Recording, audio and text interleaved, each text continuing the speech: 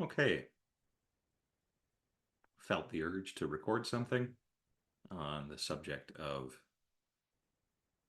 unconditional love, which I think is a good way of talking in more familiar English words to what I think the Brahmaviharas get at, the divine abidings, the abodes of the king of the gods, Brahma, in the early Buddhist and, well, all Buddhist traditions. To enumerate them, there's metta, loving kindness, translated often. It's the sincere wish that for oneself, others, all sentient beings, those that one likes, those one has no particular feeling for, and those that one, in fact, dislikes, enemies, those that have harmed you, me, others, that they live in safety, happy, well,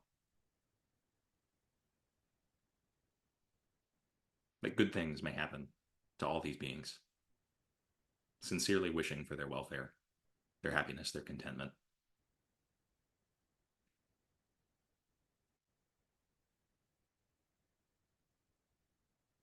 Likewise, mudita, taking joy in the joy and happiness of others.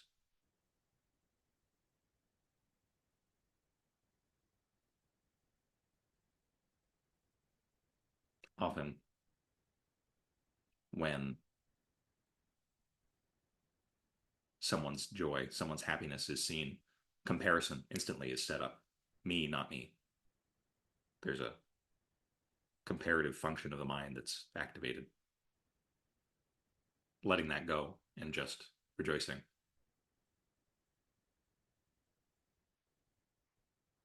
And in that way, someone else's happiness becomes your happiness.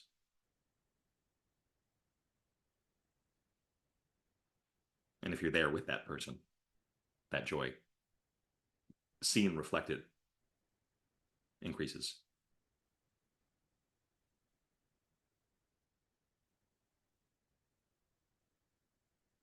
And the third, karuna, often translated as compassion, but the verbal root kara, same as the karma,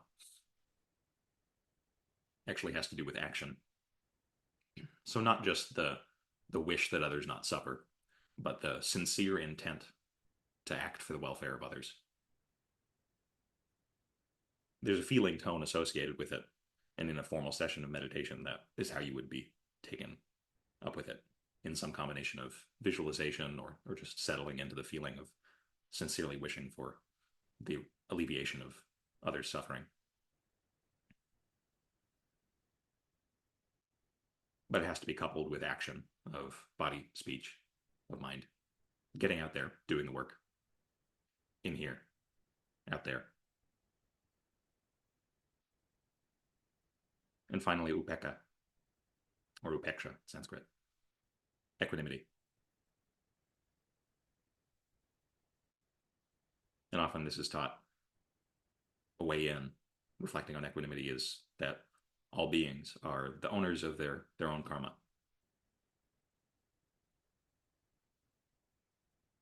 All actions with intention, skillful, harmful, naturally, just as a function of cause and effect, regardless of the cosmological proportions you believe this assumes, certainly within one's own mind stream, actions for good and for ill, they bear fruit within this very mind.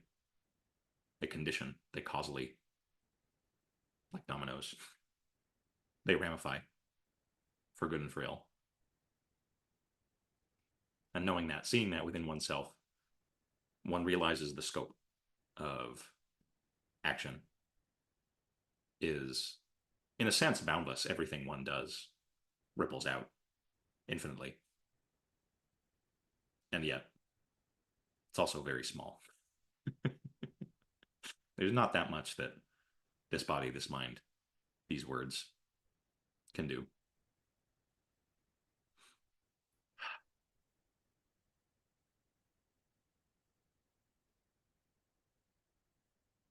And a balancing of all of these, of metta, of mudita, of karuna, all kind of leavened with equanimity. If these are unbalanced or developed instead into the near enemies, compassion can become pity. Well wishing can become clinging to a certain result.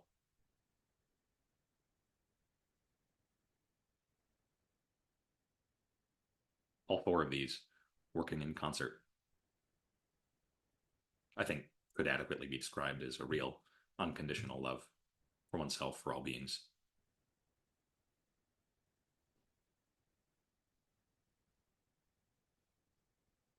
I know for myself,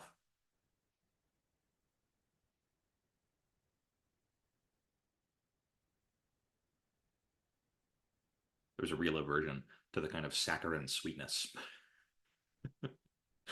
um,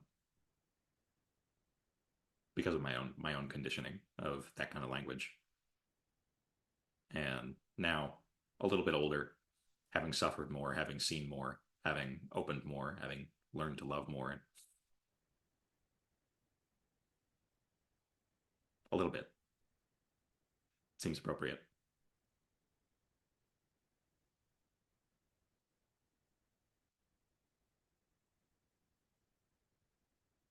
If you want to learn more about the Brahmaviharas, how to cultivate them, more on what they are, I would recommend Stephen Snyder's book, Buddha's Heart.